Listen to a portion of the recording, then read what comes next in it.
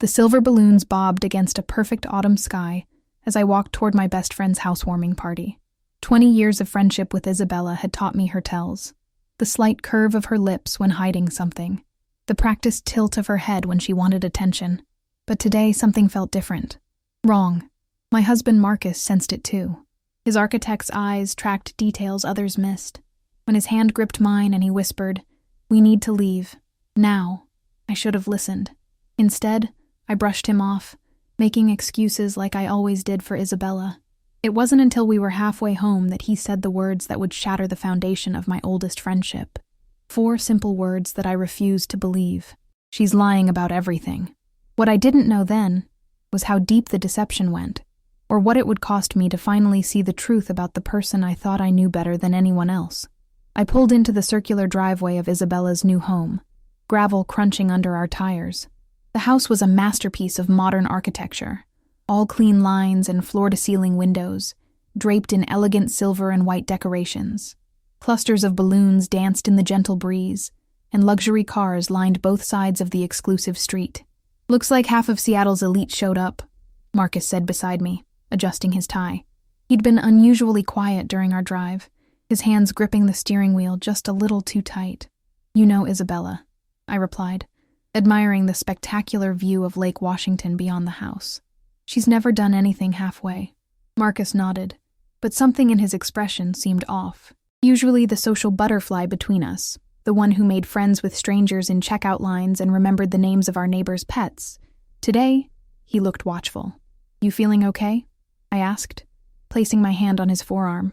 "Fine," he said, offering a smile that didn't quite reach his eyes. "Just tired from that project deadline." I let it slide. Marcus's work at the prestigious architectural firm often left him drained, and I didn't want to start Isabella's celebration with an argument. We walked up the manicured path to the front door, my arms laden with a housewarming gift, a custom architectural print I'd commissioned of the Seattle skyline. The door swung open before we could knock. "Emma!" Isabella squealed, her arms outstretched. My best friend stood before me, radiant in a floor-length champagne dress that perfectly complemented her honey blonde hair. Her makeup was flawless, highlighting her emerald eyes and porcelain skin. She looked like something out of Architectural Digest, the kind where models pose in impossibly perfect homes, selling the dream of effortless luxury. "You look incredible," I said, handing Marcus the gift so I could embrace her. Isabella held me at arm's length, her emerald eyes sparkling. "Welcome to our forever home," she laughed, gesturing grandly at the space behind her. The entryway opened to a transformed living space that took my breath away. A crystal chandelier hung over a sunken living room, furnished with what appeared to be original mid-century pieces. Floor-to-ceiling windows framed the stunning lake view, and a professional photographer circulated through the crowd, capturing candid moments. In the corner, a bartender mixed craft cocktails at a live-edge walnut bar. "This is... wow," I breathed, taking it all in. "Isabella, this must have cost..." "Don't worry about that," she cut me off, waving dismissively. Damien's promotion came through just in time. Plus, so many vendors donated pieces for the exposure. Marcus's eyebrows rose slightly, but he remained silent. Damien, Isabella's husband of 4 years, approached with 2 glasses of champagne. Tall and impeccably dressed, with silver threading through his dark hair, he carried himself with the confidence of someone accustomed to boardrooms and country clubs. "Congratulations," Marcus said, clinking glasses. "First-time homeowners in this neighborhood, that's quite an achievement." "The biggest," Damien agreed, though his eyes darted briefly to Isabella. Something passed between them, a look I couldn't decipher. "Emma," a familiar voice called from across the room. Sophia pushed through the crowd, her curly auburn hair bouncing with each step. Behind her trailed Blake and Ryan, my old college circle, complete once again. "It's been forever," Blake exclaimed, pulling me into a hug. Her willowy frame was draped in a designer dress, her artist's hands manicured for once. 6 months is hardly forever, I laughed. "In startup time, it's an eternity," she countered, referencing her latest tech venture. Sophia stood back, observing us with the analytical gaze she'd developed since becoming a forensic psychologist. "How's the private practice treating you, Emma?"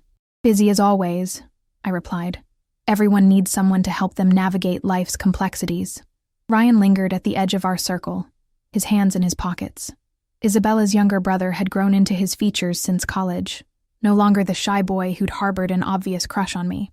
"Nice to see you," he said, eyes lingering on mine a beat too long. "You too," I replied, suddenly aware of Marcus watching our interaction with sharp attention. Isabella clapped her hands together. "Now that Emma's here, I can show you all the master suite. The designer just finished yesterday." She led us upstairs, chattering about imported marble and custom fixtures. Marcus fell into step beside me, his fingers brushing against mine. "Notice anything?" he whispered. "Like what?" I asked, keeping my voice low. He shook his head. "Tell you later." The master bedroom was a vision of understated luxury. A king-sized bed dominated the space, flanked by matching nightstands that looked like genuine antiques. Floor-to-ceiling windows offered a panoramic view of the lake, and a sitting area was arranged around a modern fireplace. "It's stunning!" Blake gasped. I agreed, though questions nagged at me. This level of luxury seemed at odds with Isabella and Damien's usual lifestyle and their known income. Damien worked in finance, and Isabella ran a small wellness coaching business. This house alone probably cost more than they made in several years combined. "Most of the furnishings were provided by vendors who support my wellness platform," Isabella explained, as if reading my thoughts. "They want to showcase their products to my audience." "That's convenient," Sophia remarked, her psychologist's skepticism showing through. Isabella's smile tightened almost imperceptibly. It's business networking at its finest. As the others admired the custom walk-in closet, I noticed Marcus standing in the doorway, his phone out. He was taking pictures of the room, zooming in on specific details. When he caught me watching, he quickly pocketed the device. Downstairs, the party was in full swing. Influential guests mingled, discussing property values and investment opportunities. Through it all, Marcus remained on the periphery, watching, his usual social charm nowhere to be found. During a lull in conversation, I cornered him by the bar. "What's going on with you today?" "Nothing," he said, but his eyes continued scanning the room. "Just observing." "You keep saying that, but you're acting strange. You've barely spoken to anyone." He sighed, running a hand through his dark hair. "I've just noticed some things that don't add up." Before I could press further, the photographer called for a group photo. We arranged ourselves around Isabella and Damien, who positioned themselves front and center like royalty holding court. As the photographer counted down, Marcus stepped back, his attention caught by something across the room. His eyes narrowed, and he pulled out his phone again, typing rapidly. I followed his gaze to a man standing near the champagne station. Distinguished, with salt and pepper hair and expensive glasses, he watched Isabella with an expression I couldn't quite place. Concern, confusion. "Who's that?" I whispered to Blake. She shrugged. "Maybe one of Damien's colleagues or a family friend." The photo session ended, and Isabella's mother took center stage. Patricia Whitman was a formidable woman, her platinum hair styled in a severe bob that framed her surgically enhanced features. "When Isabella told me about this house," Patricia began, glass raised, "I thought of all the dreams we've nurtured, all the waiting we've endured. This home represents everything we've worked toward, a place where success meets serenity." The room erupted in applause. Beside me, Marcus stiffened. "We have to go," he said abruptly, his voice low but urgent. "Now." "What?" "We can't just leave in the middle of—" "Emma," his fingers wrapped around my wrist, firm, but not painful. His eyes bore into mine with an intensity that startled me. "Trust me, we need to go." "Marcus, this is my best friend's housewarming. I can't just—" "I'll explain in the car," he cut me off. "Please." Something in his tone, not panic, but absolute certainty, made me relent. I made quick apologies to Isabella, blaming a work emergency. She pouted, but accepted my excuse, extracting a promise that we'd have dinner soon. As we drove away, the silver balloon still visible in the rearview mirror, I turned to Marcus. "This better be good." His knuckles were white on the steering wheel. "It's not good, Emma. It's not good at all." The silence in our car felt suffocating, like a weight pressing down on my chest. Marcus drove with mechanical precision, his eyes fixed on the road ahead. Outside, autumn sunshine painted everything in warm colors that seemed to mock the growing tension between us. "Are you going to tell me what that was about?" I finally asked, breaking the unbearable quiet. "Or should I just guess?" Marcus's jaw tightened. Give me a minute to figure out how to say this. Say what? That you embarrassed me in front of everyone I care about? That you pulled me out of my best friend's housewarming like we were fleeing a crime scene? He didn't respond, just flicked on his turn signal with unnecessary force as we merged onto I-5. Marcus, I tried again, softer this time. Whatever it is, just tell me. He exhaled slowly, his shoulders dropping. Not until we're home. I need you focused, not distracted by traffic. You're scaring me. I'm sorry. He reached across the console to squeeze my hand. That's not my intention. We drove in tense silence for another 20 minutes, the cityscape giving way to our suburban neighborhood.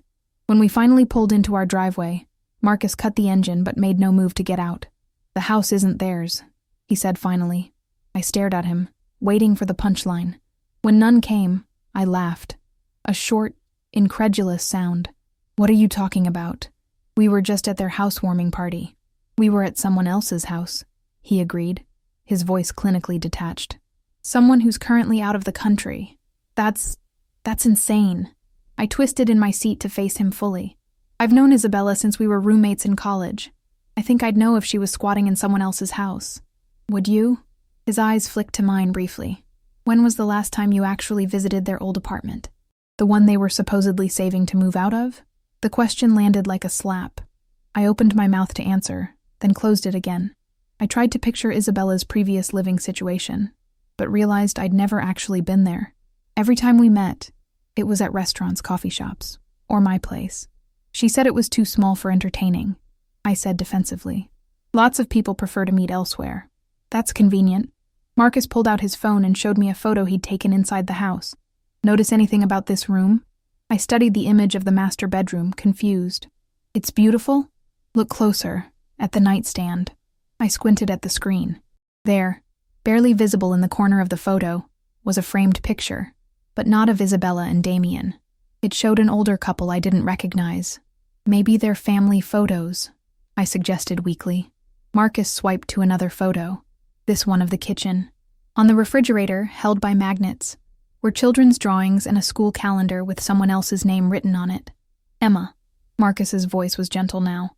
I ran the address through the county records on my phone. The house belongs to Dr. Richard and Martha Thornton. They're currently on a 6-month sabbatical in Italy for his research. A chill ran through me. That could have been about anything. Maybe Isabella house sits for them, or then explain why Damien was on the phone in the garden. And I quote, "The viewings are going well. We just need to close a few more deals before they return." Anger flared inside me, hot and defensive. So what? You think this is all some elaborate con? That my best friend is, what, running fake housewarming parties? I think, Marcus said carefully, that Isabella has been lying about a lot more than just where she lives. This is, I sputtered, searching for words. This is jealousy. You've always been weird about my friendship with Isabella. Marcus's face hardened. That's not fair, isn't it? Ever since we got married, you've made comments about how much time I spend with her, how she always needs something, because she's manipulative. His voice rose for the first time. She uses you, Emma. She always has. Pull over. My voice was ice. What? Pull over. Marcus guided the car to the curb, putting it in park but leaving the engine running. We sat in charged silence, the soft hum of the air conditioning the only sound. I don't want to fight, he said finally. I'm telling you what I observed because I'm worried. For you, and honestly, for anyone else who might be getting taken advantage of. I turned to stare out the window, fighting back tears of confusion and betrayal, though I wasn't sure who had betrayed whom. You're wrong about this, I said quietly. I hope I am. His voice was soft now. But think about it. Really think. How well do you actually know Isabella's current life? When was the last time she gave you specific details about anything? Her job, her finances, her actual living situation? I thought about our recent conversations. Isabella had always been vague about details, deflecting personal questions with charm and subject changes. When I asked about her wellness coaching business, she'd speak in generalities about building her brand and expanding her reach. When I inquired about their finances, especially given their expensive lifestyle, she'd wave it off with mentions of investments and opportunities. She's private about money, I said weakly. Lots of people are. Emma. Marcus turned to face me fully. That man at the party, the one with the glasses. I I recognized him. That's Detective Morrison from the white-collar crime unit. I've seen him at the courthouse when I've had to testify in construction fraud cases. My blood ran cold. You're suggesting that a detective was at Isabella's party because... I'm not suggesting anything. I'm telling you what I saw. Marcus's phone buzzed with a text. He glanced at it and his face went pale. What now? I asked, though I wasn't sure I wanted to know. He handed me the phone. The message was from his colleague at the firm. Saw the photos you sent. That's the Thornton house. We designed the renovation. They're in Italy until spring. How did you get inside? I stared at the screen, my worldview tilting dangerously. There has to be an explanation. I'm sure there is, Marcus said gently. The question is whether Isabella is going to tell you the truth, or if you're going to have to find it yourself. That night, I lay awake long after Marcus's breathing had deepened into sleep. My mind replayed every interaction with Isabella over the past year, searching for clues I might have missed. The expensive dinners she'd insisted on paying for, always with vague explanations about closing deals. The designer clothes that appeared in her wardrobe with tags still attached. The mysterious business trips that she'd never quite explained. And then there were the inconsistencies I'd dismissed as quirks. The way she'd changed the subject when I asked about her clients. The fact that her supposed wellness coaching website had beautiful stock photos, but no actual testimonials. The way she'd always suggest meeting at new, expensive venues rather than anywhere familiar. By morning, I had made a decision.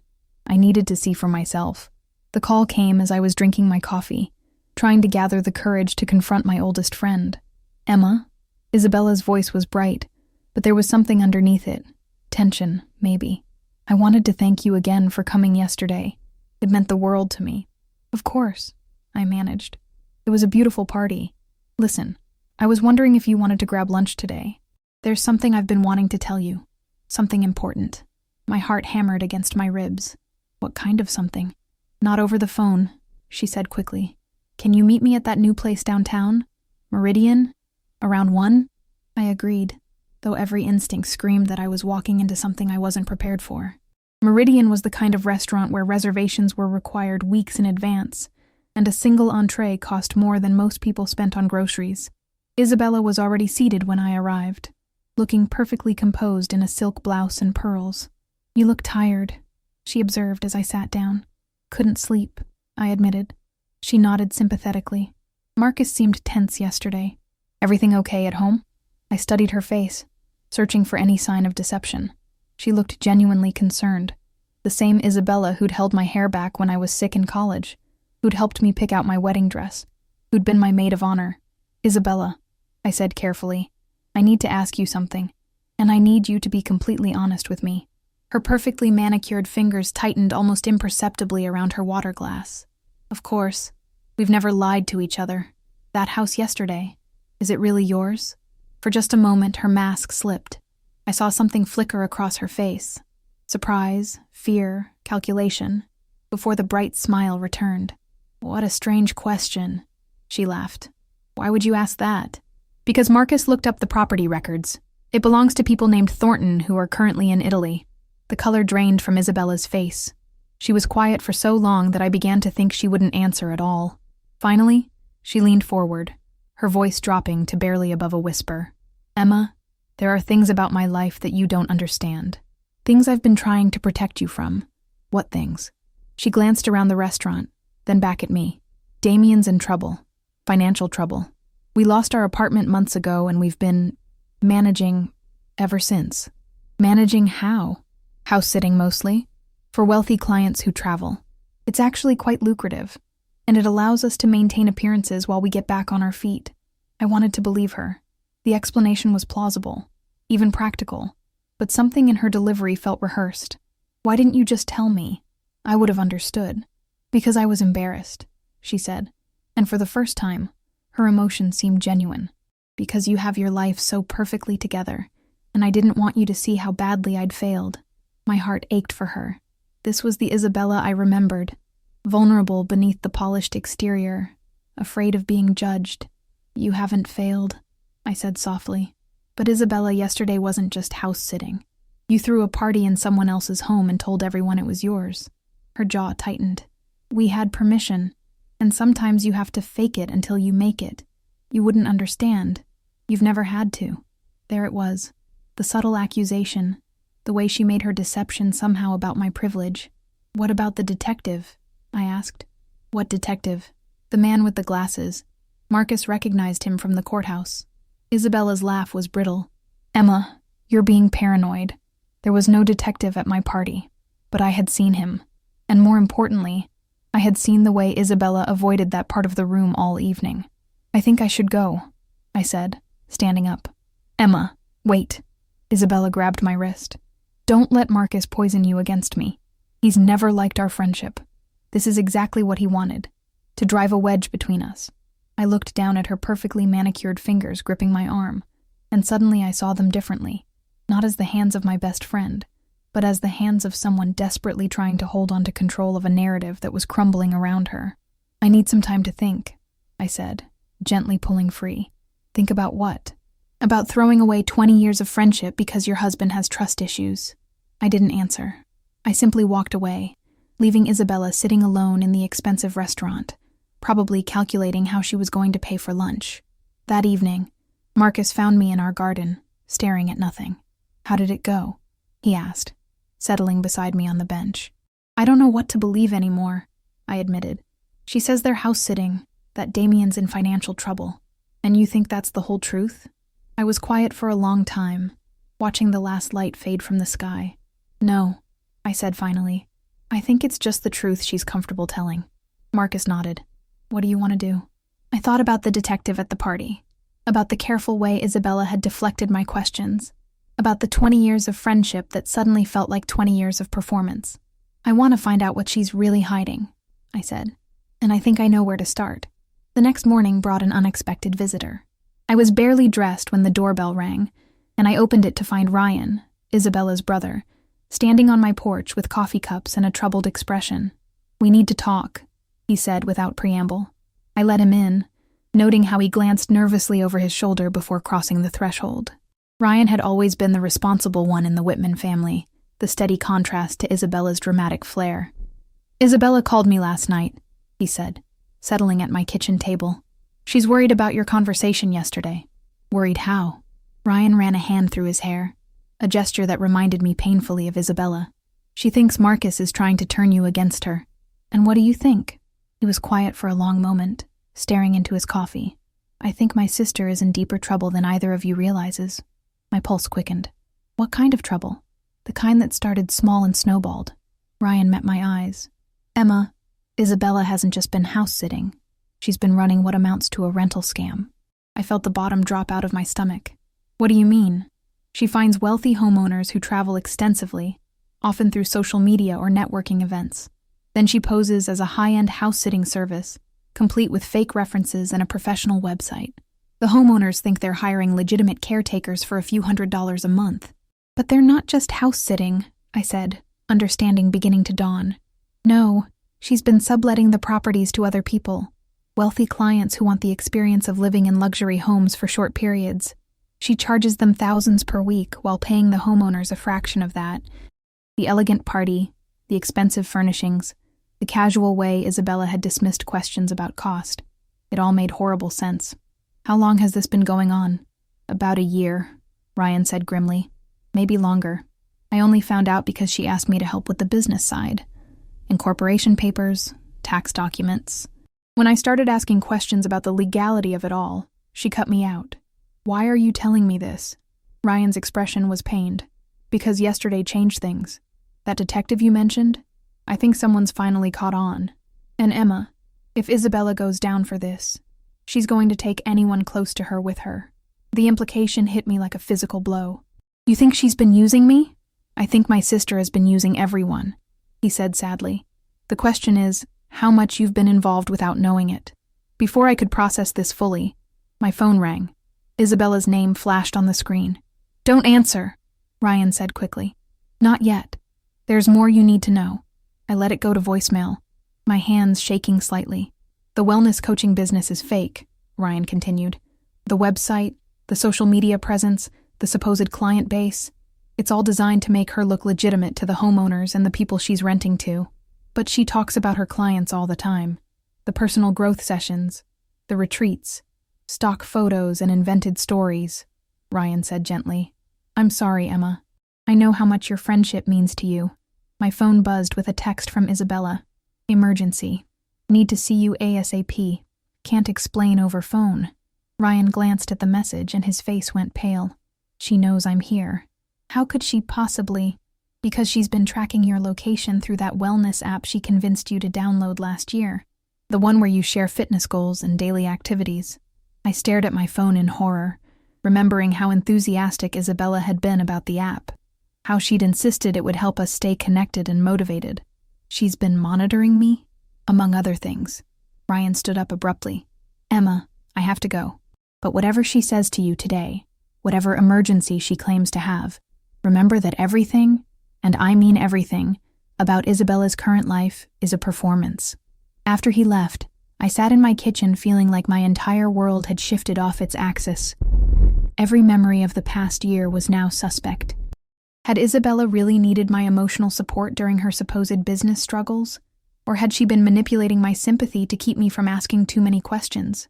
I thought about the expensive gifts she'd given me, supposedly impulse purchases that she'd insisted I keep, the dinner parties at exclusive restaurants where she'd always paid, brushing off my attempts to contribute, the weekend trips she'd suggested, always to cities where she claimed to have business meetings.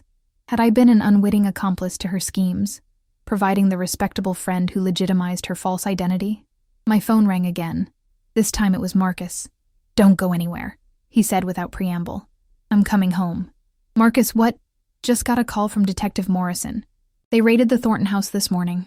Isabella and Damien are gone, but they left behind evidence of a much larger operation than we thought.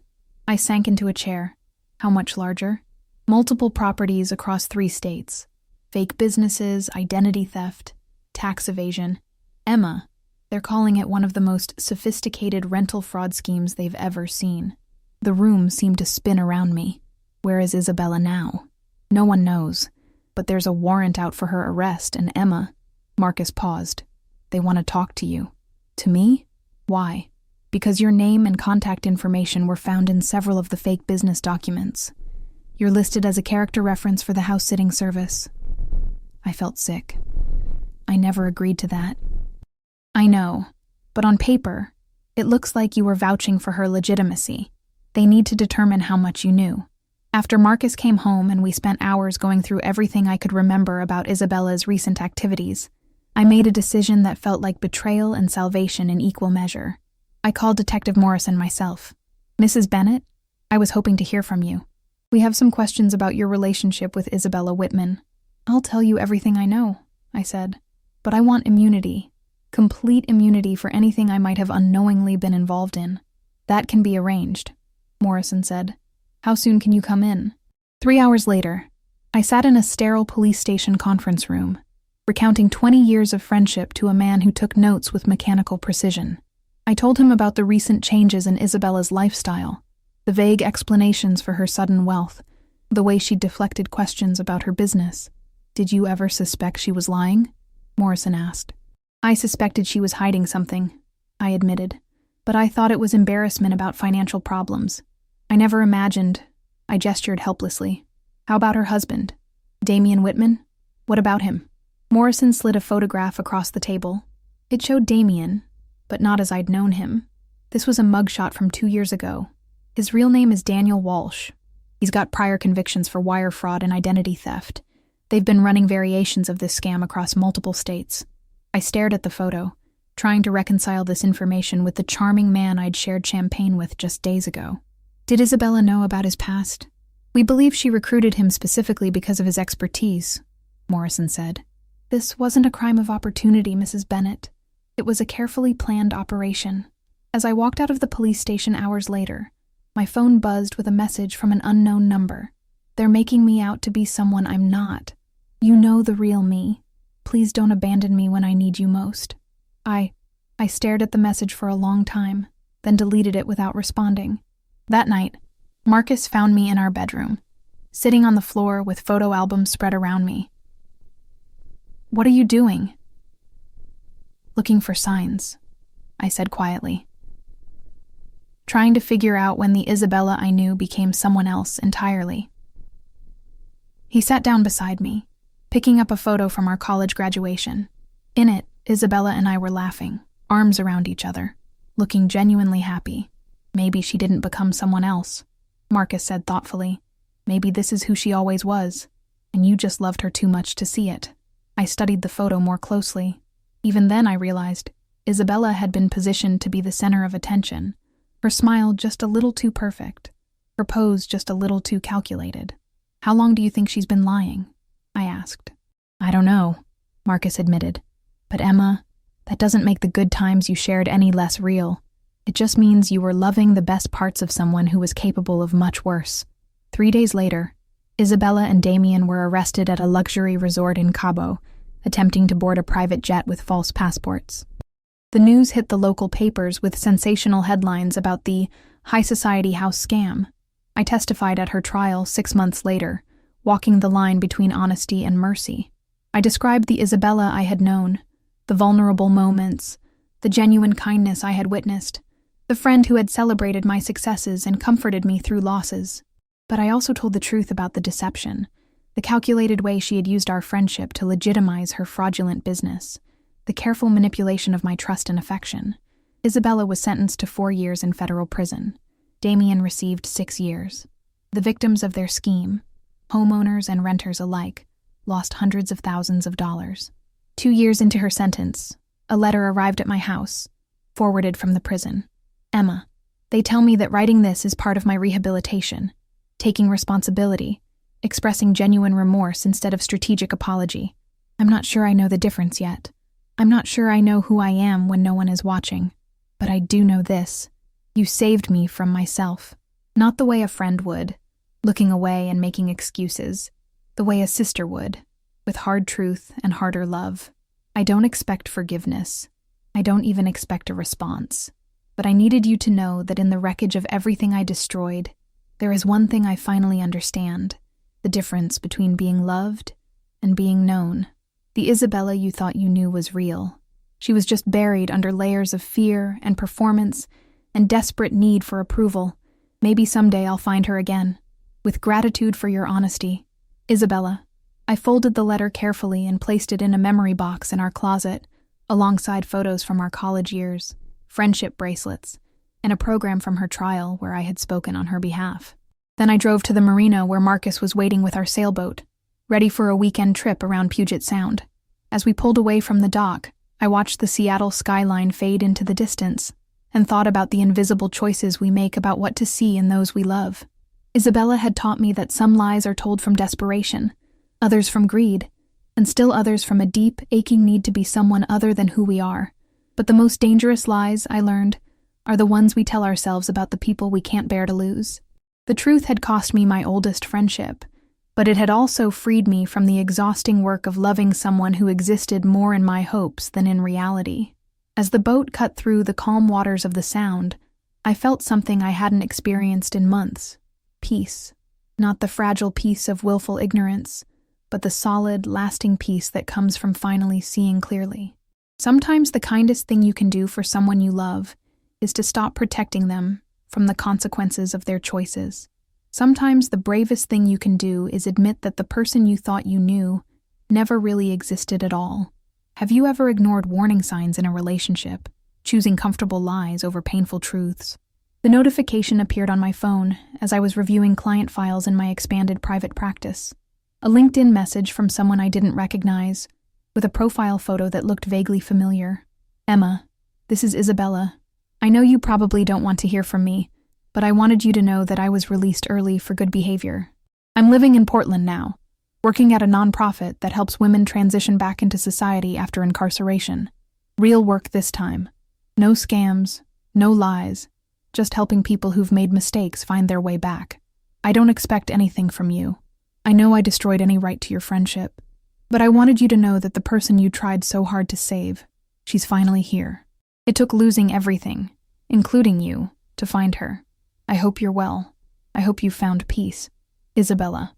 I stared at the message for a long time, feeling a complex mixture of emotions I couldn't quite name. There was relief that she seemed to be doing better, sadness for all that had been lost, and something that might have been forgiveness, not for what she had done, but for who she had been unable to be when I knew her. I didn't respond immediately. Instead, I called Marcus, who was now a partner at his firm and had just finished designing a community center for formerly incarcerated individuals. She reached out, I said simply when he answered. Isabella? Says she's working at a nonprofit in Portland, helping other women in similar situations. Marcus was quiet for a moment. How do you feel about that? I don't know, I admitted. Part of me is glad she's found something meaningful.